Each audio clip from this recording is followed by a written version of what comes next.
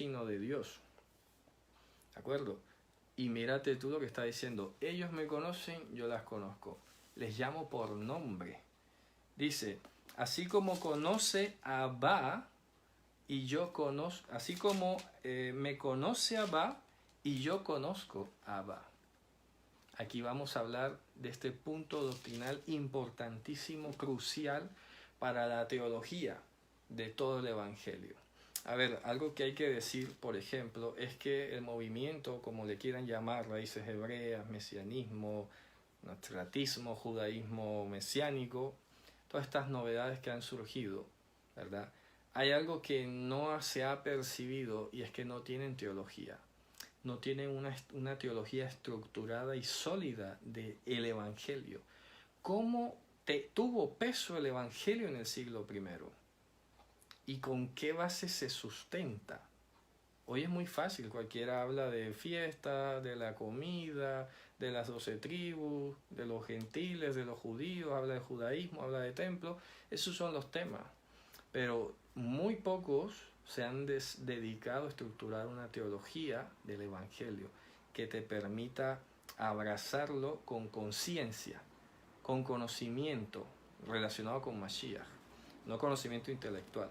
Por eso voy a enfatizar y voy a quedarme aquí por un momento. Puede ser que el resto del vídeo se dedique a esta parte y aún sigamos en la próxima. ¿Por qué? Porque hemos llegado al concepto de Jopatir. Jopatir, que aquí lo han traducido como el Padre. Hace poco empecé a escribir un paper, un documento sobre esto.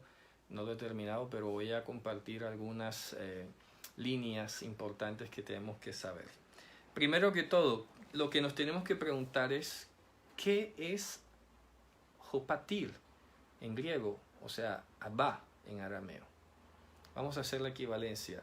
El texto griego que está allí dice Jopatir, que traducción literalmente es el Padre. Ahora, llegamos a una disyuntiva. Tengo una palabra que dice el Padre. Ahora, ¿cuál es la disyuntiva? ¿Cómo entiendo este concepto? ¿Bajo una línea de pensamiento griego, en el idioma griego, o bajo un patrón de pensamiento de la lengua hebrea o aramea, de los judíos? Entonces me tengo que preguntar, ¿quién escribió el Evangelio? Juan, vale. ¿De dónde era Juan? Era de la provincia de Judea, era de Israel, de la tierra de Israel. Ok. ¿Qué lengua hablaba Juan o en qué lengua pensaba Juan? Pues probablemente en hebreo y arameo, que es la lengua materna de los judíos. Ahora, ¿quién está hablando aquí en este capítulo? Está hablando Yehoshua. ¿Dónde nació? En Beit Lehem. ¿Dónde se crió? En Nazaret. Era judío en toda la letra. Y su genealogía hasta el rey David y hasta el mismísimo Adán. Judío. ¿Qué lengua hablaba Yehoshua? ¿Hablaba griego? ¿Pensaba en griego o pensaba en hebreo y arameo? Ya hemos dado desde el principio del estudio del Evangelio de Juan numerosas referencias de que no pudo haber hablado en griego ni razonado en griego. De hecho, di varios ejemplos de cómo una persona de habla griega nativa no le era posible entender el Evangelio. Porque no está escrito con pensamiento griego, no está escrito como tú y yo lo pensamos. Hace poco que daba una clase me vino un ejemplo de maravilla para explicar esto. Y lo va a entender mucho del lado de Latinoamérica. Decía yo en una clase, mira cómo son curiosas las lenguas. Si yo digo la palabra camión, en México entienden una cosa totalmente distinta de la que se entiende en Colombia. Y es la misma lengua. Camión. En México es un autobús que porta personas. En Colombia un camión es un vehículo que transporta cargamentos, objetos, que no tiene asientos para personas. Mira la diferencia. Si yo digo alberca, en México es una piscina. En Colombia es una pequeña construcción donde se almacena agua. Y nadie se baña en la alberca en Colombia. Pero en México todo el mundo se baña en la alberca. Entonces, ¿el problema es la lengua o es la cultura en la que estás pensando? ahí hay muchas cosas involucradas, ¿no? ¿Cómo es posible que en castellano entendamos cosas tan diferentes con una misma palabra? ¿Qué pasa? O sea, eso te enseña que no es que mira, que aquí dice camión.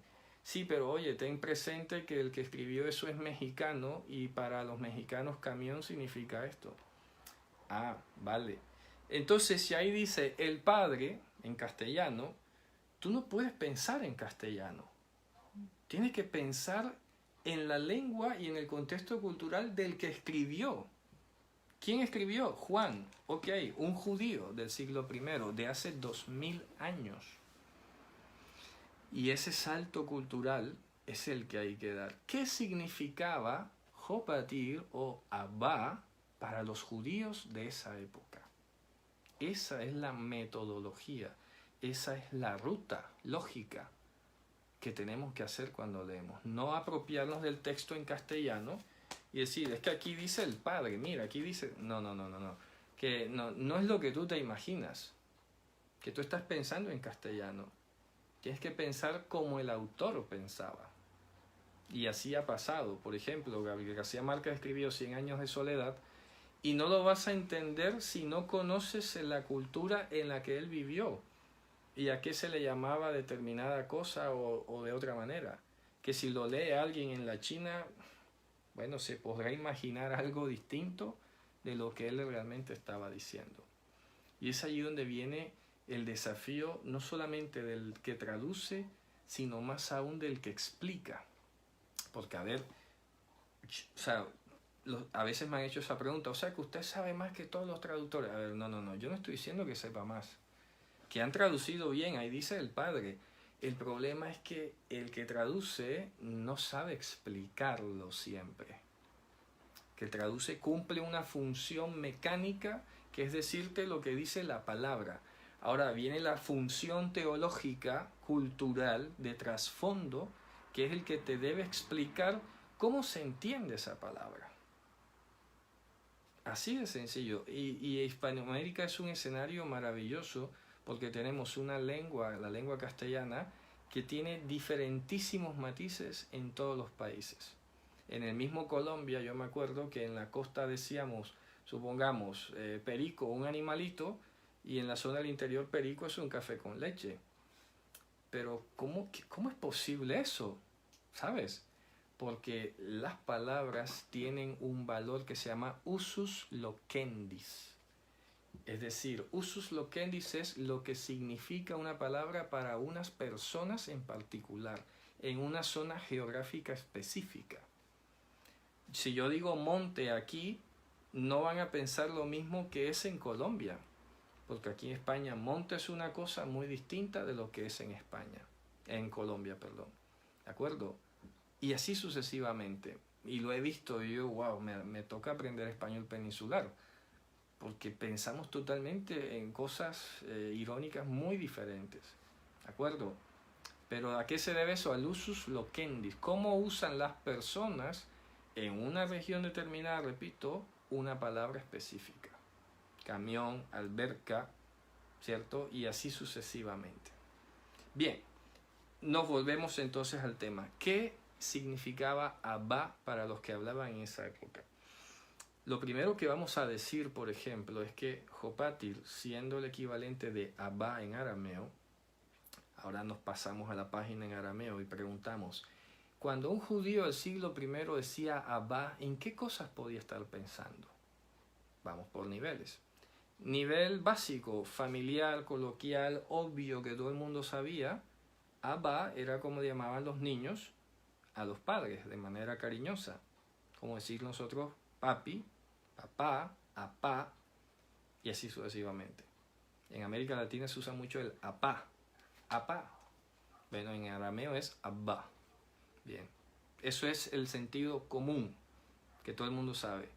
Pero cuando llegamos a hablar en sentido teológico, nos pasa como en castellano. No es lo mismo decir padre en un contexto familiar que decir padre en un contexto eclesiástico.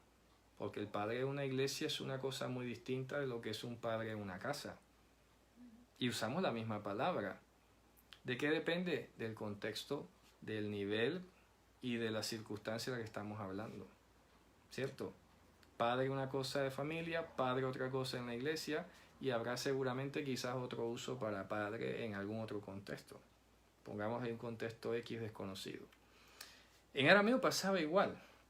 Resulta que aparte de ese sentido coloquial que usaban los niños, las personas, abba por cariño, existía un sentido teológico, ¿ok? Y era el que se usó en el Targum.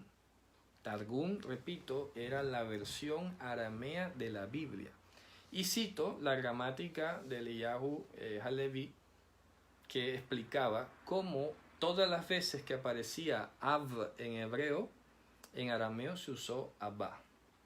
Y él comienza a explicar. A ver, en la Biblia te podemos mostrar cómo David le llamaba Av a Shaul. Explícame eso. Cómo Eliseo le llamó Av a Elías. ¿Qué podría significar? ¿Qué piensas tú cuando te digo que Eliseo le decía Av a Elías? ¿Por qué? ¿Por qué le decía Av? Padre. Si tú dices, Eliseo decía padre a Elías, ¿en qué sentido? ¿Espiritual, cariñoso, eclesiástico, religioso? ¿En qué sentido le decía esa palabra? ¿Por qué lo usaba? ¿Por qué David le dice Av a Shaul? Que es sorprendente. ¿De acuerdo? Alguno puede pensar el sentido de superioridad, puede ser. ¿Cuál es ese matiz original que tiene esa palabra en esos contextos? ¿Por qué se dice que fulanito de tal fue el padre de todos los que tocaban lira? ¿Padre en qué sentido? ¿Será que él es el que solamente él parió a los que tocaban lira? ¿O es que tiene otro significado? Entonces, Eliyahu Halevi Ashkenazi comienza a explicar en su obra de Targum arameo y hebreo que la palabra Av o Abba tenía, por ejemplo, el matiz de maestro, de discipulador, de tutor. También tenía el sentido de origen. Por ejemplo, cuando dice que es el padre de todos los habitantes de una ciudad, significa es porque él fue el fundador de esa ciudad. No es que los haya parido a todos, sino que también significa eso, fuente, origen, patronímico se llama.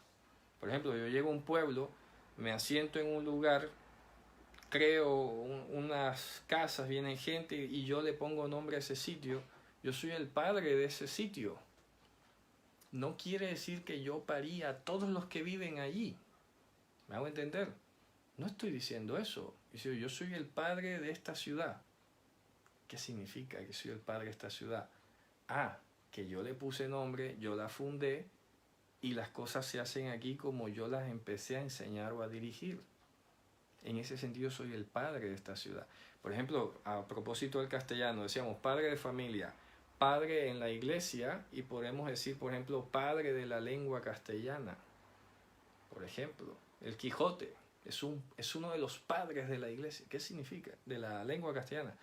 ¿Qué significa eso?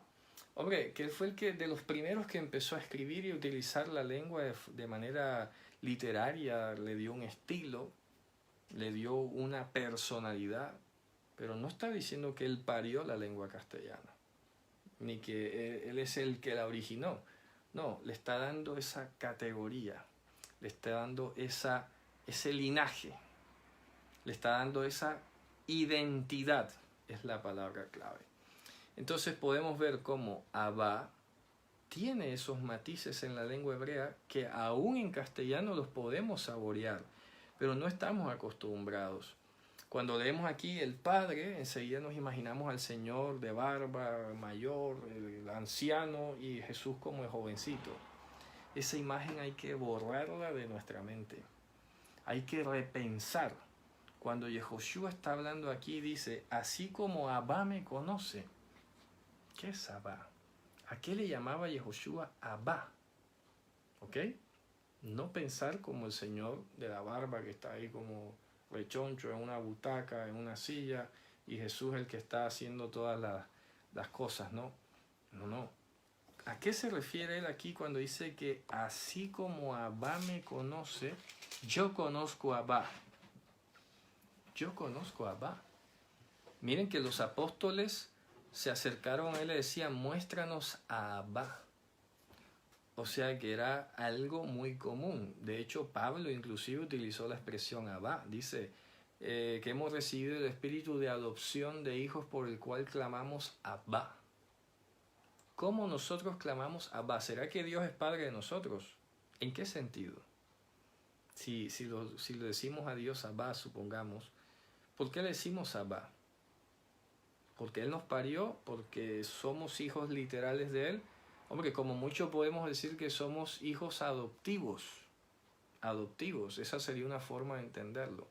Pero resulta que si en el contexto lo leemos, cuando Pablo cita en 2 ocasiones, creo que es en Romanos y creo que es en Gálatas, que hemos recibido el espíritu de adopción por el cual clamamos Abba, es porque estamos recibiendo de Dios ¿qué? Identidad. Estamos recibiendo, como dice otra parte en Filipenses, vamos a leerlo, de quien toma nombre toda familia. Vamos a leerlo. Eso se encuentra en Efesios 3:15. Vamos a leer ese pasaje que es preciso para este tema que estamos leyendo. Vamos a leer desde el versículo 14. Miren lo que dice. Vamos a ver. El 14 dice, porque Él, vamos a leer desde el 13, pero ahora en Yehoshua HaMashiach, vosotros que en otro tiempo estabais lejos, habéis sido hechos cercanos por la sangre de Mashiach, o sea, la sangre de Él. Porque Él es nuestra paz, que de ambos pueblos hizo uno, derribando la pared intermedia de separación. ¿De acuerdo? Y más abajo leemos donde dice de quien toma nombre toda familia en los cielos y en la tierra. Creo que era el... Vamos a ver. Un segundo, que vamos a leer ese versículo que es clave. Dice, Efesios 3:15.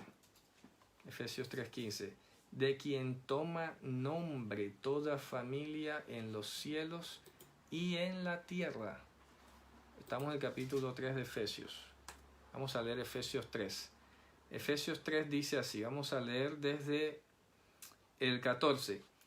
El verso 14 dice, por esta causa doblo mis rodillas ante Abba de Yehoshua HaMashiach. ¿Qué es Abba? Abba entonces es el amor entrañable que aún no se ha revelado y aún no se ha manifestado. Es el origen de Mashiach. ¿Quién es el origen de Mashiach? Abba. ¿Y a qué se le llamó Abba? ¿De dónde viene Mashiach? Nació ¿de quién? De Dios. La idea de que haya un Salvador que venga y muera, ¿de quién nació? Pues de Dios. Entonces estamos hablando que hay un Dios y un Mashiach. No, estamos hablando de la idea. La idea. El Abba de Mashiach es el mismísimo Dios. Como le explicaba hace poco, Dios, no teniendo otro mayor por quien jurar, juró por sí mismo. Entonces, si Él dice que para cumplir su promesa tenía Él que morir, pues ¿quién va a más morir sino Él? ¿Acaso Él juró por otro? ¿Acaso Él cuando Él juró dijo, mira Abraham, vamos a hacer esta entrega de garantías y de promesas, pero voy a poner de garantía aquí a mi hijo? No yo, sino a mi hijo. Juro por mi hijo que te voy a cumplir. No, no, no. Dice que juró por sí mismo, no por otro. No puso al ángel Gabriel, no puso a Miguel, no puso ningún otro ángel. La carta a los Hebreos dice que no sujetó el mundo venidero, o sea, el conjunto de todas las promesas maravillosas que aún no se han manifestado. No sometió el mundo venidero, no lo sujetó a los ángeles. No lo sujetó a los ángeles, lo sujetó a Él mismo. Eso depende de mí en persona.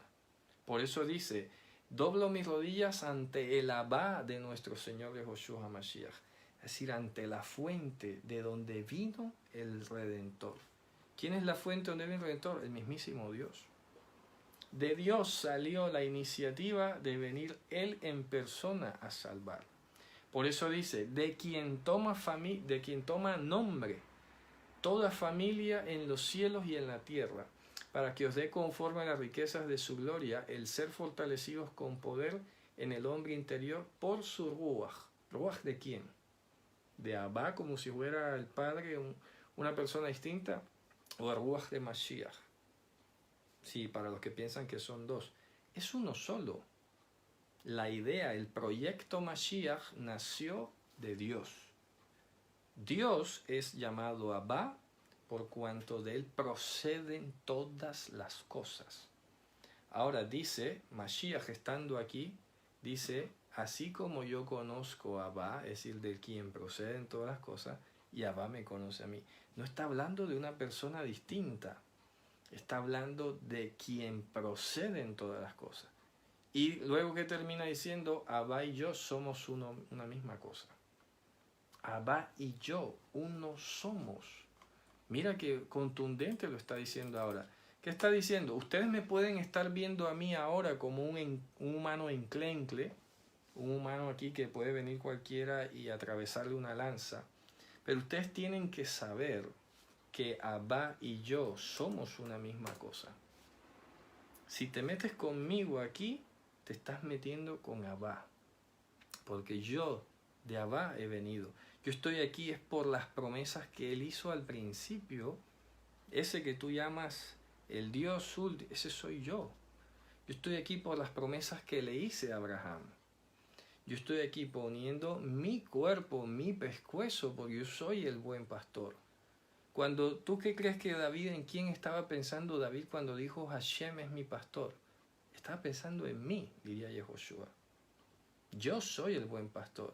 Y lo he venido a demostrar, que no es palabrería, que no es palabra vana. Aquí he venido a poner mi pescuezo, que eso no lo hace cualquiera. El mismo apóstol Pablo lo dijo. A lo sumo humanamente alguno osaría morir por el justo. Pero ¿quién muere por un injusto? ¿Quién muere por un impío? Tiene que ser alguien que tiene un compromiso tan profundo consigo mismo, haber hecho un juramento tan irracional, óigase bien, irracional para nosotros, como para venir él a morir en lugar de los pecadores. Porque ¿quién de los humanos es justo, santo y bueno delante de Dios? Nadie. Entonces esa es la pregunta de la irracionalidad. Hagamos la pregunta. ¿Qué fue lo que motivó a Dios a venir aquí a morir y a dejarse escupitar y latigar y pisotear y blasfemar y de todo? ¿Qué crees que lo motivó a él a venir aquí? El amor por su palabra. El respeto profundo por su palabra. Él dijo que iba a hacerlo y lo hizo. Como dice un salmo, él ordenó que los cielos fuesen creados y fueron creados. Él ordenó que la tierra existiera y existiera. Eso es lo que te quiere enseñar Génesis. Cuando tú leas Génesis, que dice, que parece repetitivo, parece como monótono, ¿no? Y dijo Dios, sea la hierba, y surgió la hierba. Y sean los animales, y surgieron los animales. ¿Qué te está enseñando? Que todo lo que Él dice, lo hace. Todo lo que Él dice, lo hace. Si Dios le dijo a Abraham, tranquilo, que si tú te mueres, aunque yo tenga que venir aquí a morir en persona, voy a venir. ¿Sabes? Por eso es que Abraham se murió tranquilo. Abraham se murió tranquilo. Vale, Señor, yo te creo, sé que es así. Yo estaba ya en Babilonia, tranquilo, una noche cualquiera, y tú me has llamado y me has mostrado unas maravillas. Y si ahora además tú me dices que aún tú mismo vas a morir aquí para garantizarme eso, ya está, no necesito más. Entonces, Yehoshua, Hamashiach, no es otra cosa que Dios aquí en persona cumpliendo su promesa. Por eso no es que exista el Padre por una parte y el Hijo por otra parte, que no son dos, es Él mismo cumpliendo lo que como Abba prometió. Y por eso dice, Abba y yo somos una misma cosa. No creas que yo soy el chivo expiatorio aquí, que Él está ya tranquilo en su deidad y entonces mandó a un pobre siervo a que viniera aquí a morir sin que entendiera ni siquiera por qué. No.